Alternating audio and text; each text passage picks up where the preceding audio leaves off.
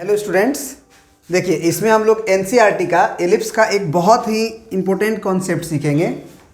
और वो कॉन्सेप्ट क्या है कि N ellipse is the set of all points. मतलब आप कह सकते हो कि एलिप्स के लोकस को दो तरह से डिफाइन किया जाता है।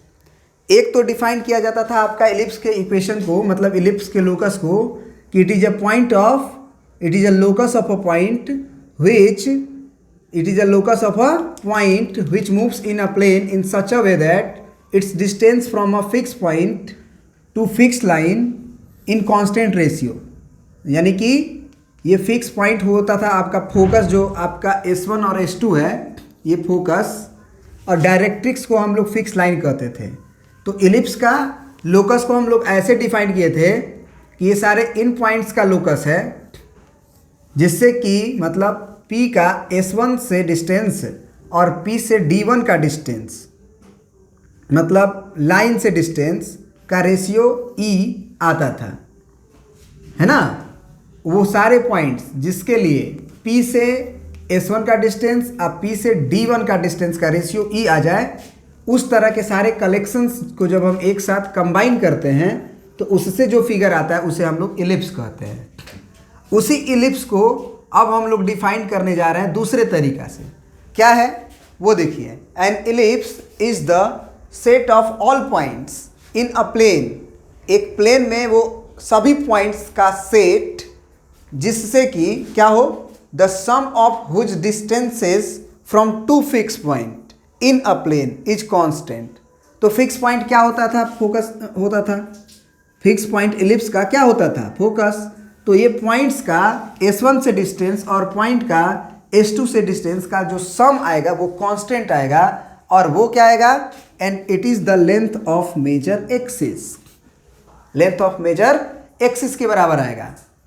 यानी कि P केवल यही फिक्स नहीं रहेगा। P मतलब वो सारे पॉइंट्स का कलेक्शन है, वो सेट ऑफ ऑल पॉइंट जिसके चलते P से S1 का डिस्टेंस अब P से S2 का डिस्टेंस का सम जोड़ें, अगर P से S1 को जोड़ें लेंथ निकाल के और P से S2 को जोड़ें तो वो सम कांस्टेंट आना चाहिए।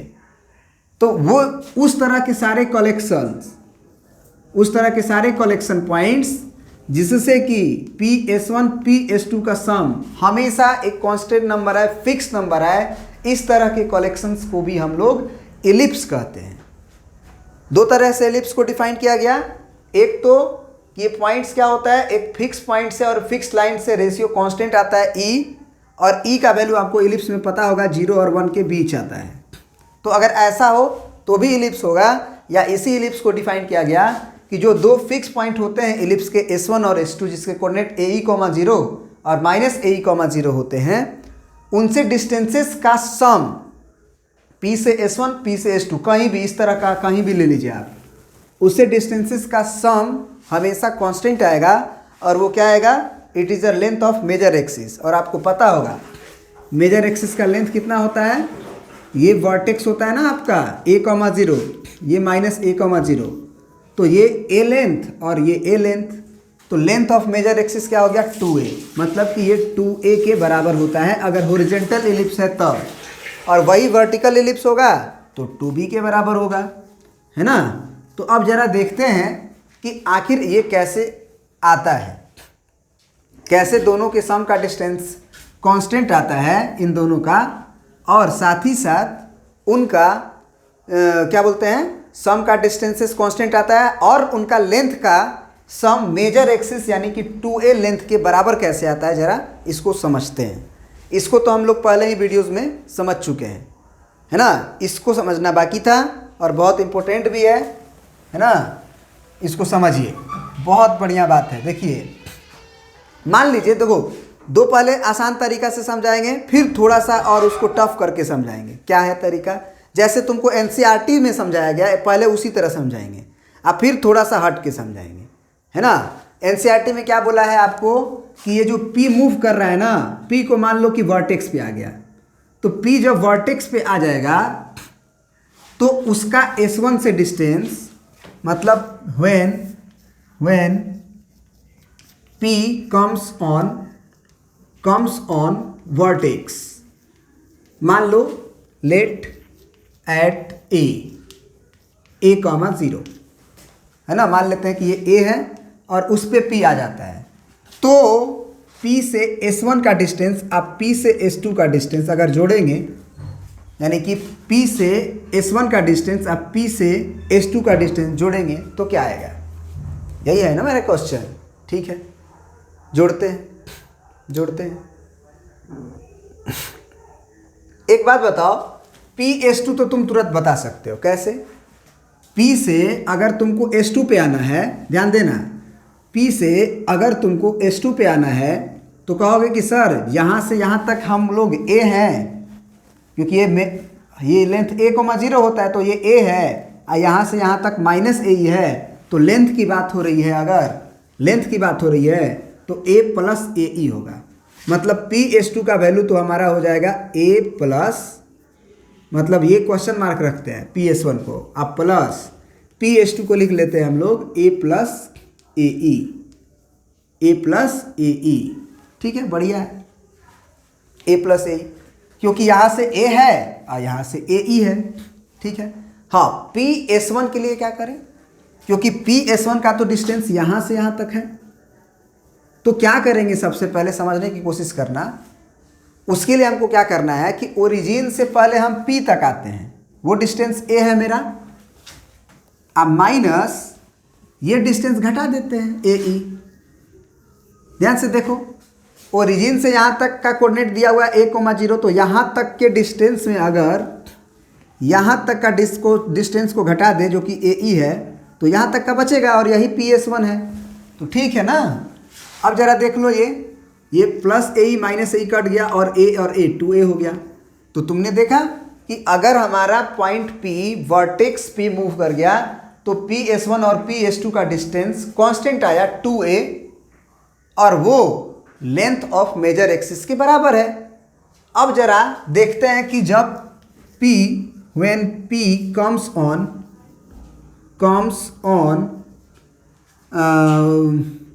माइनर एक्सिस, है ना, माइनर एक्सिस, है ना, लेट एट B, मान लेते हैं B पे आ जाता है यहाँ पे, तब क्या होगा? यहाँ पे आ जाएगा जब P हमारा, है ना, तो डिस्टेंस कितना होगा? तो एक बात बताओ, P से S1 का डिस्टेंस अब P से S2 का डिस्टेंस बराबर आएगा कि नहीं? इस केस में बिल्कुल बराबर आएगा, ध्यान से देखो, बिल्कुल बराबर आएगा। P से S1 का डिस्टेंस और P से S2 का डिस्टेंस साइमेट्रिसिटी से जितना फोकस दूर इधर होता है उतना ही फोकस इधर होता है, तो ये परपेंडिकुलर बाइसेक्टर हुआ, तो एक आइसोसेलेस ट्रायंगल हुआ, तो ये B से S1 का डिस्टेंस और B से S2 का डिस्टेंस बराबर आएगा। तो आप उस समय कह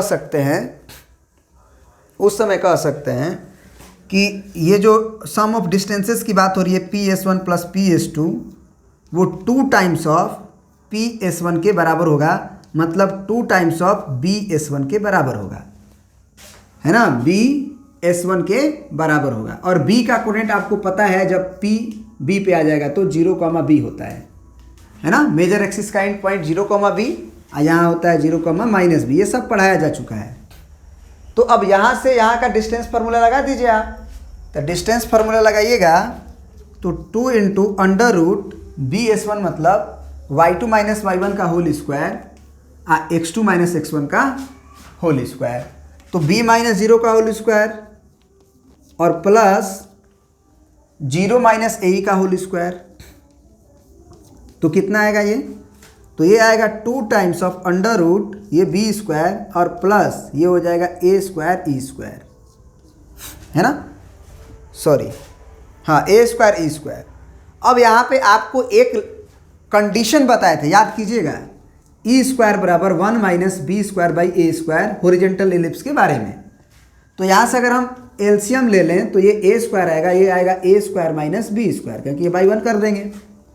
तो ए स्क्वायर को अगर एलएचएस में भेजें तो ए स्क्वायर ई स्क्वायर का वैल्यू हो गया ए स्क्वायर माइनस बी स्क्वायर। अब जरा आप यहाँ रख के देखें, अगर हम यहाँ पे रखेंगे ए स्क्वायर ई स्क्वायर का वैल्यू, सॉरी, यहाँ से ए स्क्वायर ई स्क्वायर का value a square minus B square, तो आपको नज़र आएगा 2 under root b square plus a square e square हो जाएगा हमारा a square minus B square, तो बी स्क्वायर से बी स्क्वायर कट गया और ये ए स्क्वायर के बाहर ए आएगा, तो 2 पहले से बाहर है, ये भी 2a। तो यहाँ से भी पता चला कि अगर P इसी पे मूव कर रहा है हमारा, तो P से S1 का डिस्टेंस, P से S2 का डिस्टेंस, चाहे P मेजर एक्सिस के एंड पे था चाहे माइनर एक्सिस के एंड पे था, उसका सम कांस्टेंट आया और वो 2a आएगा। तो ये बता दिया गया इतना सही एनसीईआरटी में कि P यहाँ भी रहेगा तो भी S1 से डिस्टेंस और S2 के डिस्टेंस का सम जो है वो 2a आएगा, चाहे P कहीं भी इस पे मूव करे। मतलब कि P कहीं भी मूव करे उसका डिस्टेंस हमेशा जो जोड़ेंगे 2 फिक्स पॉइंट से वो 2a के लेंथ के बराबर होगा। तो ये तो एनसीईआरटी ने 2 जगह फिक्स करके समझा दिया, हम आपको यहीं पे रख के समझाएंगे। यहाँ पे रख के समझाएंगे कि कैसे यहाँ से ही हम डिस्टेंसेस का सम जोड़ेंगे तो भी 2a आएगा, है ना, क्योंकि यहाँ तो एक्स वाई है और एक्स वाई तो वेरी कर रहा है, तो एक्स वाई से समझ में आना चाहिए, है कि नहीं, एक्स वाई से समझ में आना चाहिए। ज़रा समझते हैं, अब मिटा देते हैं इसको, क्योंकि अब समझने वाली बात तो दूसरी है।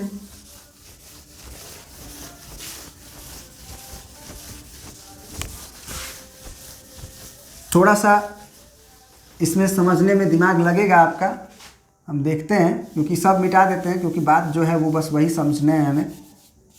तो ये सब मिट जाएगा तो थोड़ा आसानी होगा समझने में।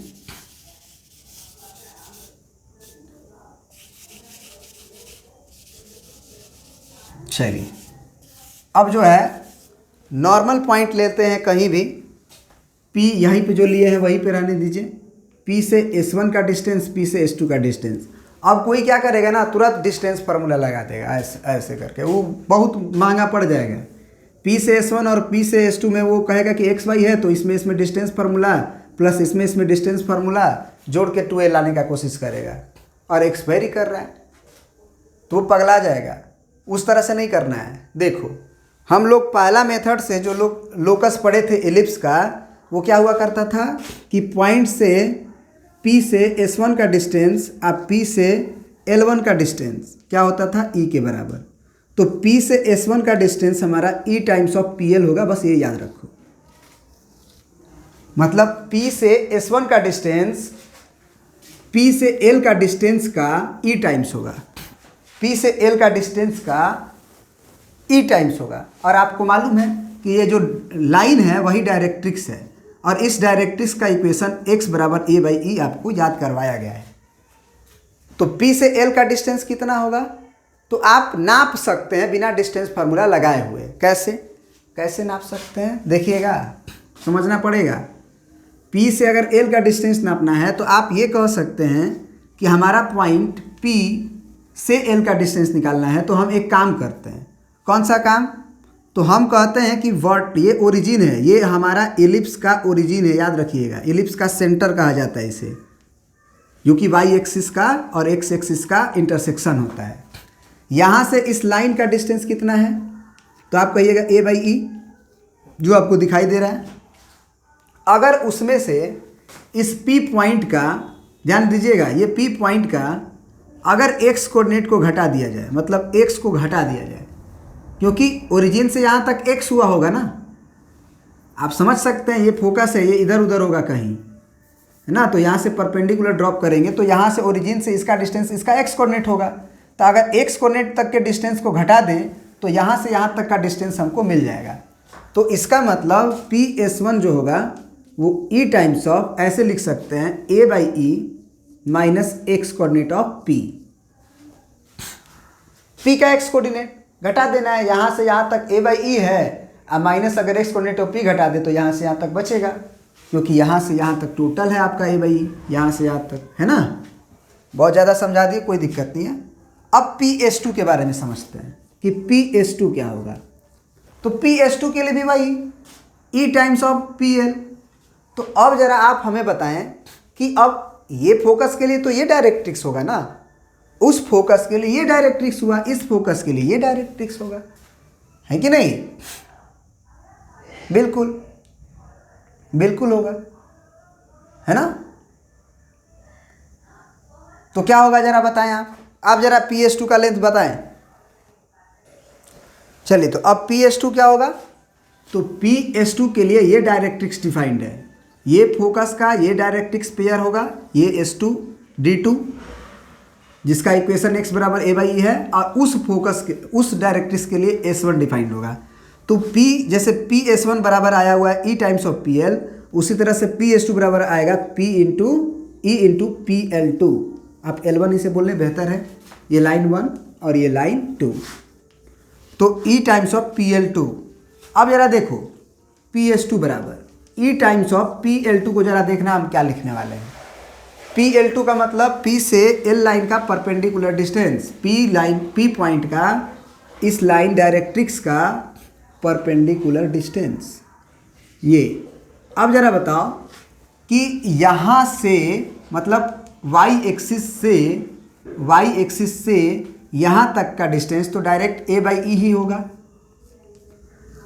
क्योंकि जितना उधर डायरेक्ट्रिक्स होता है उतना ही इधर होता है। तो डिस्टेंस की बात किया जाए तो a/e होगा। वर्टेक्स इक्वेशन भले ही x बराबर माइनस a/e है, लेकिन डिस्टेंस तो यहाँ से यहाँ तक a/e है। और फिर यहाँ से एक्चुअली यहाँ से यहाँ तक तो ट्रेवल कर चुके हैं a/e, अब यहाँ से यहाँ तक ट्रेवल करना है। तो यहाँ से यहाँ तक अगर ट्रेवल करना है तो हम लोग कह सकते हैं कि x कोऑर्डिनेट ऑफ p। तो अगेन ये जो है, जो पहले माइनस में आया था अब वो प्लस में आ जाएगा, a/e अब plus x coordinate of p। तो अब according to the locus of ellipse PS1 plus PS2 हमेशा कांस्टेंट आता है। जरा देखते हैं, PS1 का वैल्यू आया हुआ है E टाइम्स ऑफ a/e। आप अंदर भेज ही लो ना, इसको अंदर भेजोगे तो क्या होगा, E कट जाएगा, a आएगा plus E times of x coordinate of p। इसको अंदर भेजेंगे तो क्या आएगा, E कट जाएगा, a plus E times of x coordinate of p। अब जरा यहाँ देखते हैं, PS1 का वैल्यू आया हुआ है a minus E into x coordinate of p plus a plus E times of x coordinate of p। अब minus E times of x coordinate of p और plus E times of p, ये कटेगा और a आएगा 2a। तो इसीलिए ellipse को इस तरह भी डिफाइन किया जाता है कि this is the locus of a point which moves in a plane in such a way that its sum of distances from two fixed point is always constant and it is length of major axis। ठीक है। और NCERT में एक और बात क्या है कि PS1 plus PS2 is always greater than, अगर होगा S1 S2 से तभी इलिप्स होगा, तभी इलिप्स होगा। तो ये बात तय है ना, ये बात तय है। क्यों तय है, देखो P से S1 का डिस्टेंस अब P से S2 का डिस्टेंस अगर तुम जोड़ोगे तो निश्चित रूप से ये ट्रेंगल बन रहा है। तुम अगर ध्यान से देखो तो ये एक ट्रेंगल बन रहा है, ये पूरा S1 यहाँ है, S2 यहाँ है। अब P से S1 यहाँ है, P से S2 यहाँ से है। तो हम क्वेश्चन ने बोला, माने एनसीईआरटीज ने बोला कि P से S1 का डिस्टेंस P से S2 का डिस्टेंस हमेशा S1 S2 से बड़ा होगा तभी इलिप्स होगा। तो आप तो जानते हो ना, PS1 प्लस PS2 का लेंथ 2a आया है, और 2a का लेंथ मतलब यहाँ से यहाँ तक के बराबर होता है, यहाँ से यहाँ तक a, यहाँ से यहाँ तक a। तो निश्चित रूप से 2a लेंथ इससे तो बड़ा ही होगा, क्योंकि इसका अगर हम बोलें ये दोनों फोकस के बीच का डिस्टेंस है, तो दोनों फोकस के बीच का डिस्टेंस तो 2ae होगा, क्योंकि ओरिजिन से ये ae, ओरिजिन से जस्ट पीछे ae। तो डिस्टेंस की बात करेंगे तो माइनस थोड़ी लेंगे, तो ae प्लस ae 2ae। तो निश्चित रूप से ये मेजर एक्सिस का जो लेंथ है वो तो बड़ा है। तो ये आया भी है दोनों फिक्स पॉइंट से, मतलब P पॉइंट से S1 और S2 का डिस्टेंस 2a के बराबर।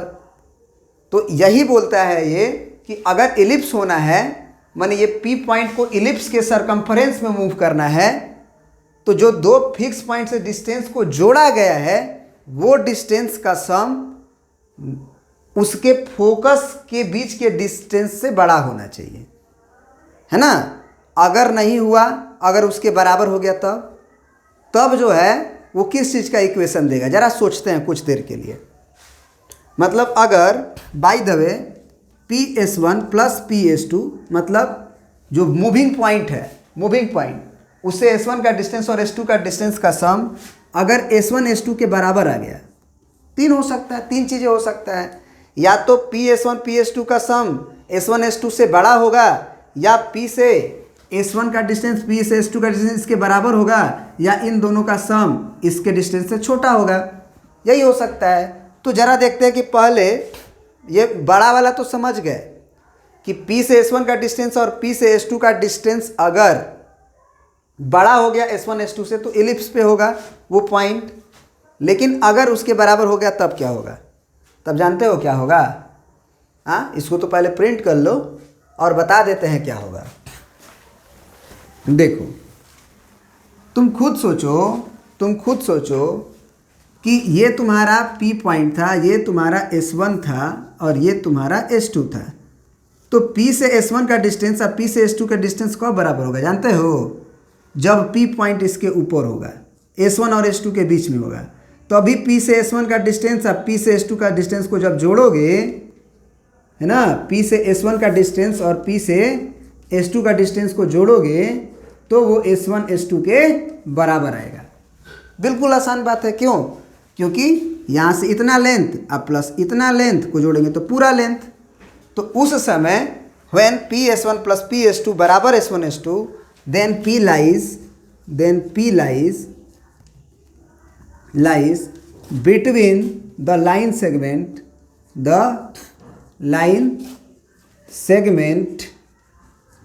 S1 S2, between the line segment S1 S2 and also lie S1 and S2 and also lie end point of S1 and S2। मतलब S1 पे भी लाई कर जाए तो भी कोई दिक्कत नहीं है। P से S1 का डिस्टेंस, P से S2 का डिस्टेंस, P पूरी तरह से यहाँ भी आ जाएगा तो ये डिस्टेंस 0 होगा। अब P से S2 तक S1 S2 के ही बराबर हो जाएगा, है ना। हाँ, अब छोटा तो कभी होगा ही नहीं, छोटा कभी नहीं हो सकता है। क्यों नहीं होगा? क्योंकि P अगर बाहर होगा तो ट्रायंगल लॉ ऑफ एडिशन से हम कह सकते हैं कि दो छोटे छोटे लेंथ का सम हमेशा तीसरे लेंथ से बड़ा होता है। इस पे अगर मैंने P से S1 का डिस्टेंस P से S2 का डिस्टेंस बराबर हो गया तो इसके ऊपर होगा। छोटा कैसे हो सकता है? कभी नहीं होगा, छोटा कभी नहीं होगा। ठीक है ना। तो ये रहा, ये छोटी सी बात थी NCERTs की, हम आपको बता दिए। तो ये आपके NCERTs के एलिप्स ऑल टाइप्स के क्वेश्चंस के साथ हम लोग ख़त्म कर दिए। जो भी डाउट्स हो, क्वेश्चंस हो, आप हमसे पूछ सकते हैं, है ना। बिल्कुल डाउट होगा ही नहीं अब इतना पढ़ने के बाद। फिर भी कोई डाउट होगा तो पूछ लीजिएगा कमेंट सेक्शन में जाके। Thank you.